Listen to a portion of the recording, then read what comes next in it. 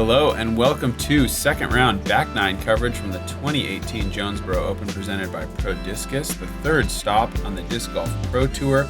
We're at the disc side of Heaven course in Jonesboro, Arkansas, and you've got big sexy commentary again, Nate Sexton and Jeremy Koling. And we saw Ricky making moves from bottom of the box, even though he was still tied with second place, but shooting 5 down the front nine, and that was with a 15, 16-foot miss on hole 4. So he's just playing really clean golf right now, making big putts besides that one, short one. And then Eagles made 2 from outside the circle and 1 from circle's edge. So we're seeing some good things from guys on the card. And James and Garrett are right there also. Here we are, hole 10. Looks like Garrett is going to go mid-range here, really high. Can it get under the ceiling? The answer is yes, and it might have a bit of a putt. He's probably on the edge of the rough there. It looked like he may have tapped that low branch there. I can't quite tell if it hit that or not, but oh man, late flip for Eagle, and that won't get anywhere. He needed that to hyzer just a little more, and it might have taken a great skip. This is way up high. And that definitely got an air bounce, but was already heading too high, and the air bounce just kind of solidified its fate. Yeah. I don't know what James is throwing here, but looks like he's trying to burn one into the hillside, and he's turned it over too much again. This kind of been his miss so far. He's turned over way more shots than he's thrown that weren't turned over.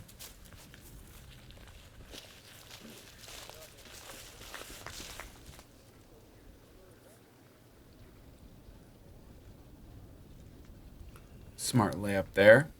And just to tell you how hard this course is playing, this is only the 10th hardest hole, and it's averaging 3.12. So it's averaging .12 over par, and it's only the 10th hardest hole.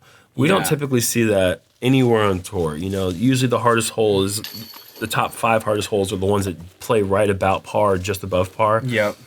Over half the course is playing above par. Yeah, they've got a sign at the beginning of the disc side of Heaven course that says this course is for, what does it say exactly? It says this is highly skilled. If you are familiar with Bethpage Black in golf, it has a sign that says that this is a black course and it's very difficult, pro players only. Yeah. They have one of those signs out here in hole 1 to let you know that you're in for a tough one. Hole 11, par 4, 560 feet, probably one of the easier holes on the course finally. These guys just want to throw a pretty big hyzer off the tee, get around those hay bales, then either forehand or turnover to the green. And the only thing here is make sure that your hyzer does not go too far. You'll pinch off your angle to the approach and really have no look. Whoa, that is big. Is that far enough, though? If that gets around the corner, okay, it didn't. No. That's not good. He has to just pitch up from there. That was a little too ambitious. I mean, that angle, he's going for a look at the basket. Yeah, and I'm not sure. I mean, maybe it worked for him in practice, but it does seem a little bit like not the place for a huge risk shot, just because the hole does end up playing pretty easy if you just kind of chip, but you know, what do I know? I don't have his kind of arm, so I don't know if he was getting up there and actually getting a 2-look. I would be really surprised, but maybe. Well, maybe it's not so much about the 2-look. It just might be that he doesn't want to throw the forehand approach. Could be. I mean, we saw Simon last year create a new mandatory in this hole by going with a huge Anheuser shot directly off to the left of the tee box. Forcing the TD to change the course rules mid-tournament. Yeah, mid-event. So maybe there's something about going out there and having a straight look into the green here that really suits the player's eye. James is at the ideal spot there, as far left as you could be with not being in the woods. Yeah. It's going to give him a great angle. Oh, man, he's going for the pin here. That's really good. Isn't it? Yeah, I mean, he's outside circle 2. Yeah, but from where he just was? Yeah, from that spot, that's it's about as good as you can possibly do. Yeah. And Ricky from a pretty poor angle. Yep. Making good things happen. There's a lot of open space up there that's pin high left. If you go high driver and push it about the distance of the pin before it starts swinging in, you shouldn't really have any issues. James puts it up there really close.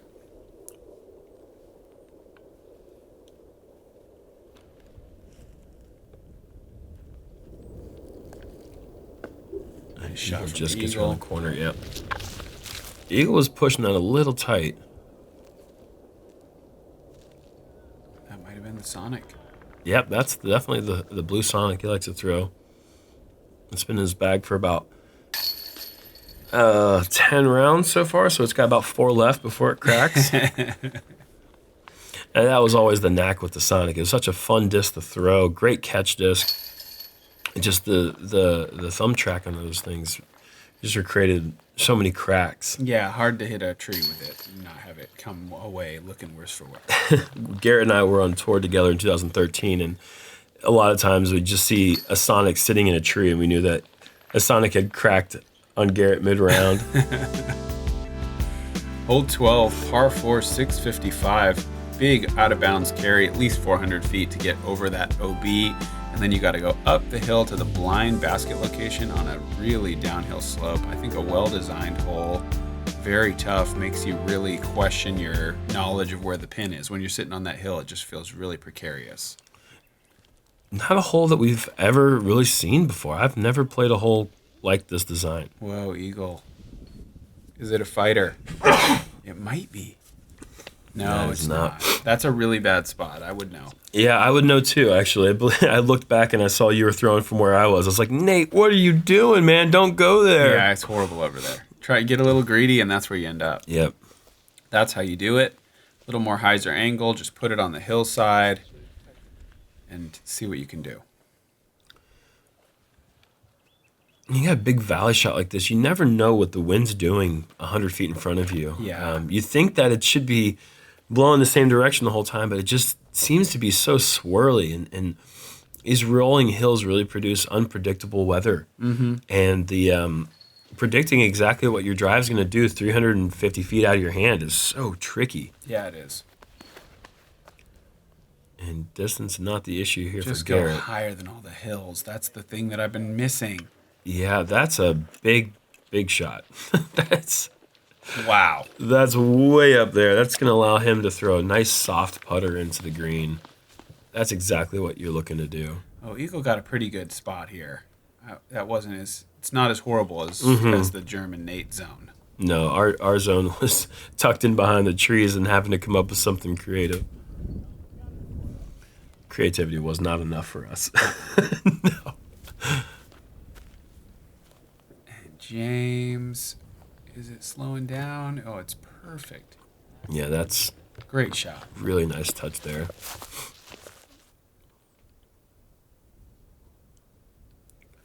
And Ricky was really phenomenal at this approach last year. Oh! Wow. That would be a welcome surprise. That takes such touch to land a forehand on this hillside. Mm-hmm. I mean, Garrett could probably see the basket. That's a nice advantage. yeah, I don't know. Floated on him a little, though. It's so hard. You have to almost be at the crest of the hill to see the basket. It's just, I really would love to see a 15-foot high flag stick on this hole. Nice putt. Doesn't Great birdie. matter. Garrett, nice. That's a happy putt right there. Anything on this hole outside 25 feet feels like such a bonus. Ricky hits it as well. Eagles under the basket looking at a 5.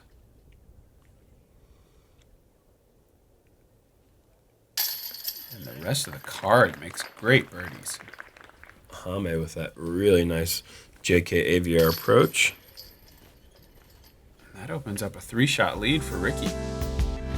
Hole 13, par 3, 353 feet, sharply uphill and to the left.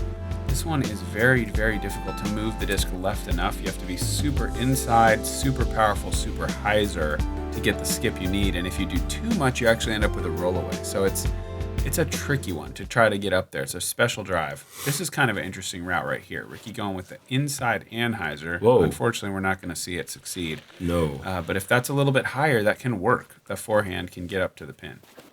Did you try that? I did in practice, and I also did it in the first round when Ricky and I were playing together. Did you get near the green with the forehand? Mm-hmm. Wow. See, I just look at that and I think to myself, nah, I birdied it in practice. not a chance. It just seems so hard. That looks So- like such a soft throw. If this is reaching the pin. Oh, that's reaching the pin for sure. Holy cow. He didn't even look like he went at it at Wow. all. Wow. Yeah, that's what Garrett does. He reaches his back arm up, he pulls the disc underneath the armpit, and he just turns, and it's just so smooth and effortless, and Yeah. I mean 100% efficient. Yep. Eagle and Garrett both are guys that just like, I would love to just throw as far as they throw, like right when they roll out of bed. Like they just look, just look like they're just kind of like, Yeah. like Right. on 500-foot holes, they're not even really getting a run up in. They're just kind of smoothing it. Yep. And this needs to sit, and it does. So Ricky will be all right. An eagle shot was about as wide as you'll ever see one not hit the trees. Mm-hmm. Surprised to see he got to the circle's edge. Big time putt from James. Yeah. Look at that. Let's see that one more time. Awesome. Wow. And if Eagle makes this, we're going to have 3 birdies on this hole. If Eagle makes this. It's already a formality. He's just putting so freaking good. All right. If Garrett makes this, we'll have 3 birdies on this hole.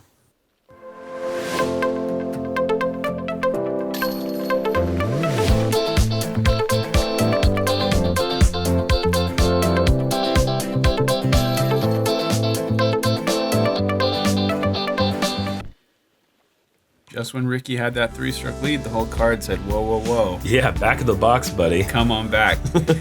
Hole 14, par 3, 520 feet downhill.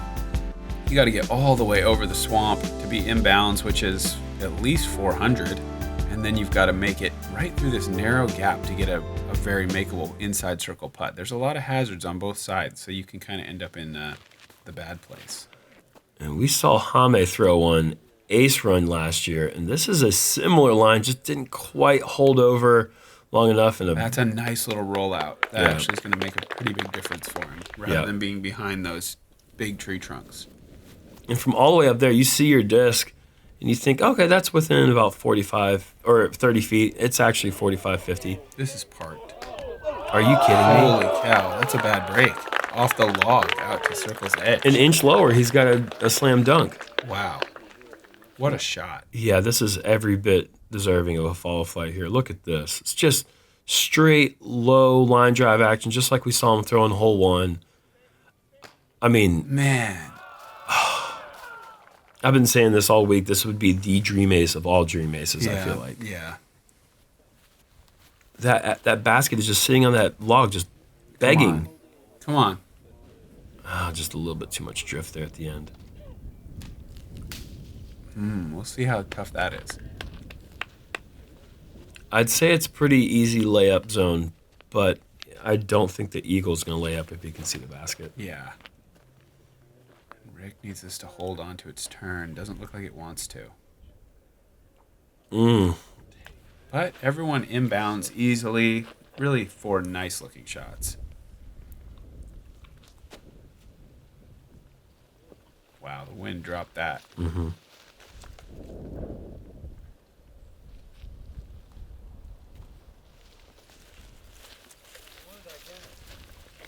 And James didn't even look like he was that far from up by the tee, but oh, look at this. Too much to ask. Yeah. Well, Garrett can be the savior of the card here with a big birdie putt. Yes, look at that. He knows how big that is. He's heating up. That is a sweet putt. And that's just so scary. Downhill, and it only gets faster behind the green, or behind the basket. Yeah. Rick likes to scare us with those uphill putts, man.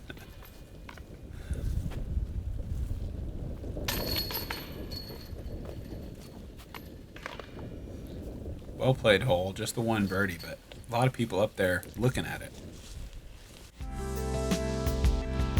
Hole 15, par 3, 270. This is one you really would like to come away with a 2 on. Nothing in the way. Just swing out the hyzer, stick it on the hill, tap in your putt, and get to the 3 toughest finishing holes you're going to see in a while. Yep. Still the easiest hole in the course. Nothing's changed there. Just going from a 2.35 in day 1 to a 2.42. So just a few less birdies, I'd say.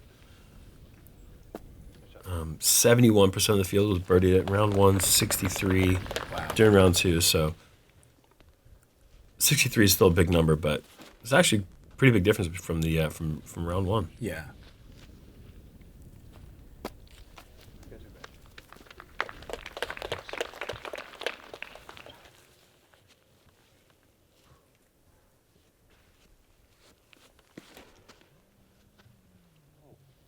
Eagle needs a little more distance. Looks like he's got enough. Oh yeah.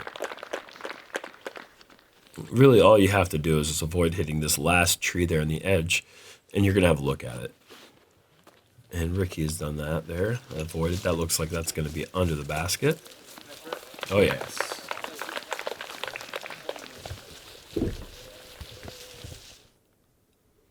James up first from about 20 feet. No problem.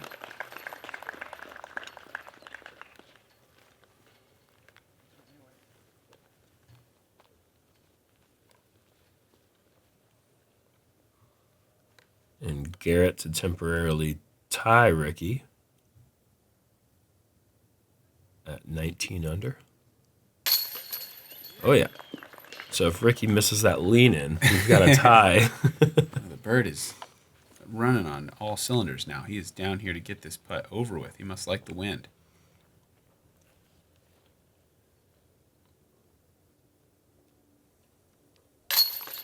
Nicely done. And there's the eagle stomp. Textbook eagle stomp right there.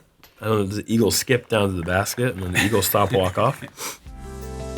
There's a star frame there, not surprised. Yeah, nicely done. Hole 16, our only par 5, 855 feet. Eagle is in play. You can get the 3 if you go big drive, set yourself up in that gap, and then cross the water. Although, this far side does play like an island green. If you're very left, very right, obviously if you're short in the water, you have to proceed to a drop zone on the short side.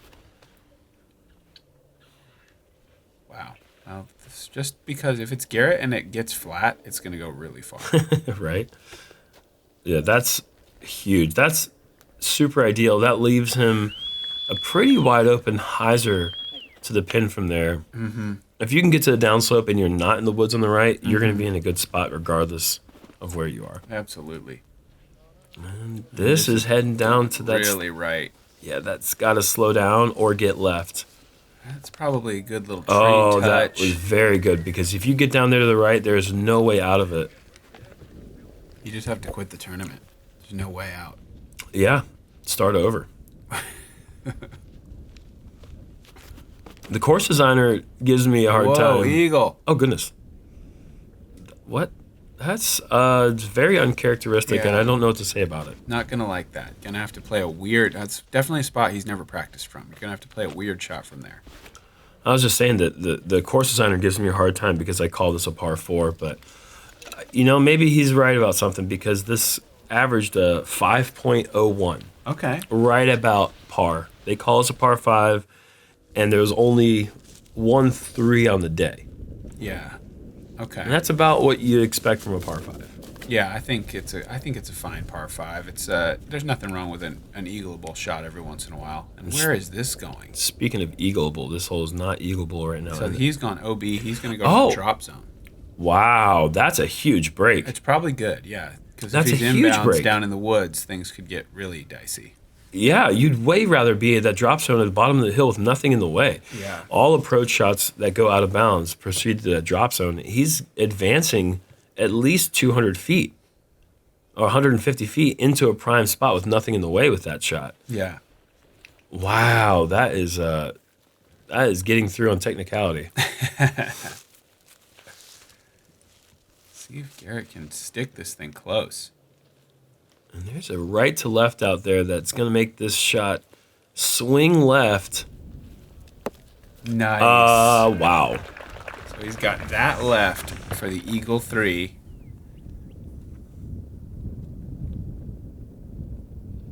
James going across the water. The footing can be very difficult there.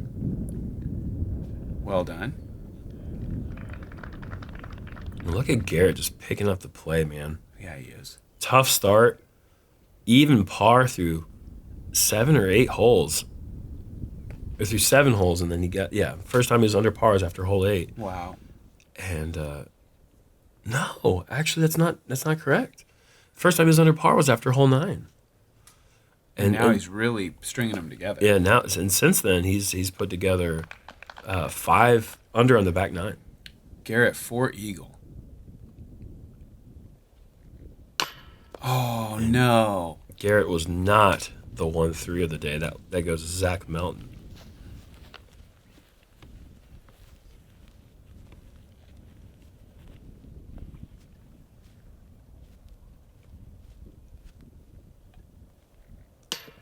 Oh, shoot. Eagle taking a fairly big number here.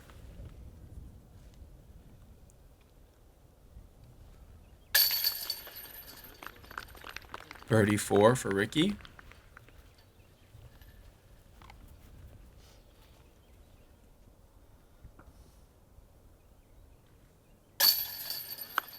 James also going to make birdie.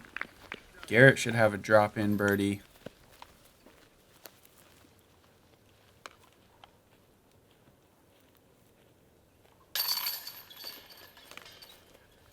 Eagle putts, they don't feel as bad to miss as other putts because at least you got a nice, tasty birdie waiting. Yeah, and man, eagle with a bogey, that's hard to do in that hole, really it is. Yeah. It's just, for a player like him, I'm just very surprised to see that. Yeah, definitely. Hole 17 is a really tough par 4. You've got to drive the disc so far into a very narrow landing zone to have a chance to go around the corner and get to the pin. So I think this is probably also going to be playing into a headwind.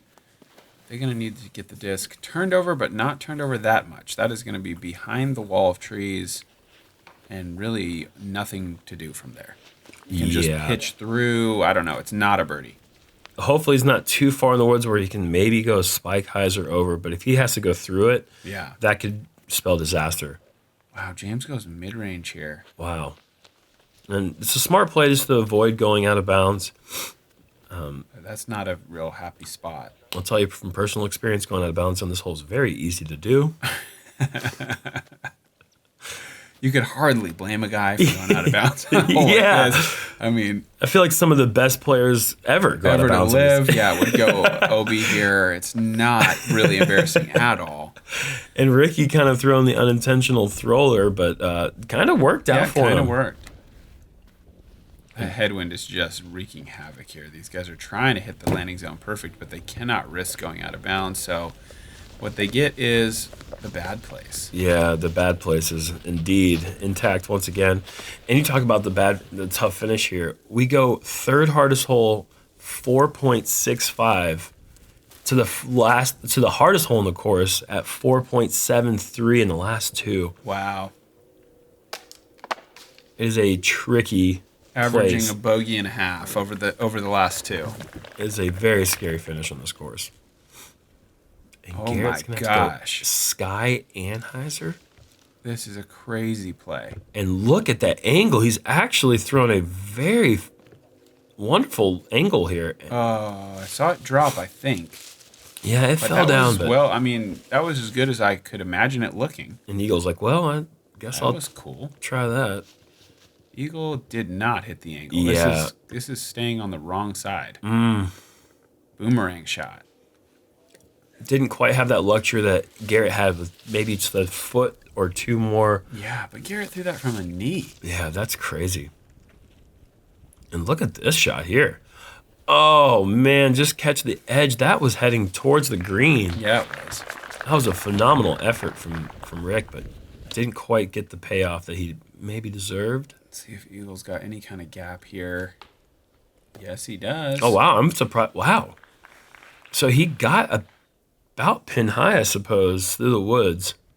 And Garrett, nicely done. Easy. Okay, so the play today is to turn one over into the woods, throw up a just kind of luck shot, and then pitch one up to the green and get your par. I might go thrower. There, look at this putt. That's the scariest putt you can run. 50-something feet for the birdie from bad position. Yeah, I'm definitely going thrower now. That putt is infinitely scary. I mean, it drops off at about 30 degrees behind the basket. nothing but bad things that can happen if you go for that putt, except one good thing. Except one good thing. One amazing There's thing. 75,000 bad things that can happen in one good thing. An eagle with a really nice scrambled par. Garrett as well. Yeah, these guys are really from pretty bad lies. They're making quick work of this hole. All of them were in a bad spot. 3 pars and a birdie. That's just normal. Yeah. Wow. Here we are, the hardest hole on the property. Hole 18, par 4, 818 feet. Most of it very uphill. Lots of trees in the way. OB down the left side and OB down the right side and OB long. You got to go for a huge drive up the middle. The hyzer play really not available today with the wind, I feel. And Ricky's going to try to get that landing zone with the forehand here. Just hit that initial gap, fade off to the right side. Wow, what a shot there from Rick. Yes, that is so good. I mean, that almost convinces me to try that, but that takes such distance. You have to be an elite distance forehand player to get to that spot. A little bit overcooked here. Maybe. Is it inbounds? Yeah, maybe. It is. Yeah, it's inbounds, but it's just kind of in the woods a little, but it's really far up the fairway. Yeah, that's a crush. That's all of 500 feet.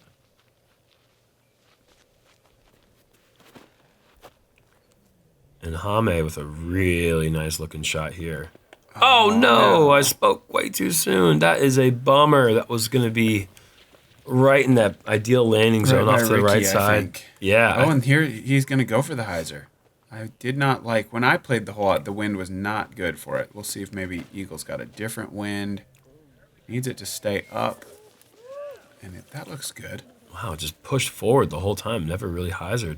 Yeah, that's great. He's past the second island of trees. He's kind of near where Rick is. He's going to have some interesting footing, though. There's a lot of mud and soft ground right around that area. So we'll see if he's actually able to get a step or two into his throw. Nice shot by James, right over to the 250 stake. That's as good as you can do from there.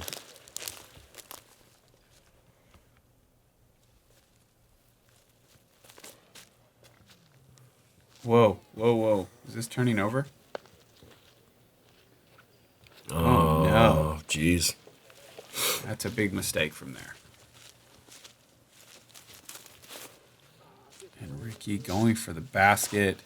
Playing the safe side. The high side is way harder to go out of bounds. He's left him maybe about 45 feet or so, maybe just a bit closer.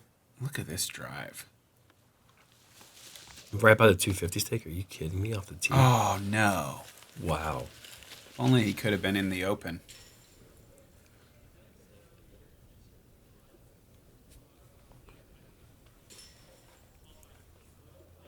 And great approach shot there from James.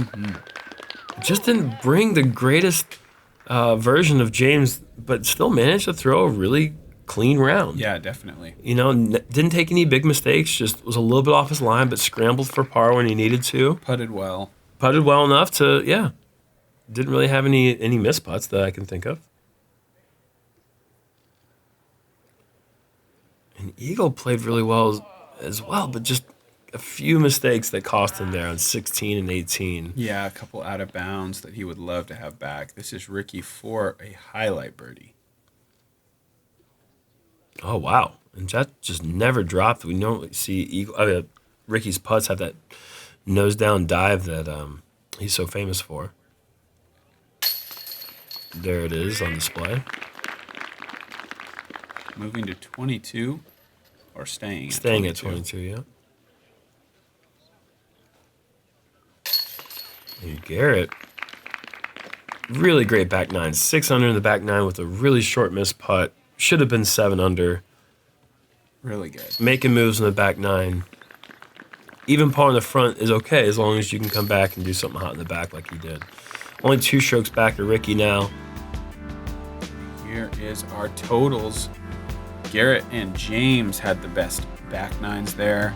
And we will see the leaderboard here shortly. Ricky at 22, Garrett at 20, James at 19, and Colton shooting a -10 on the day. Yeah, Colton from 14th place jumps all the way up to league card.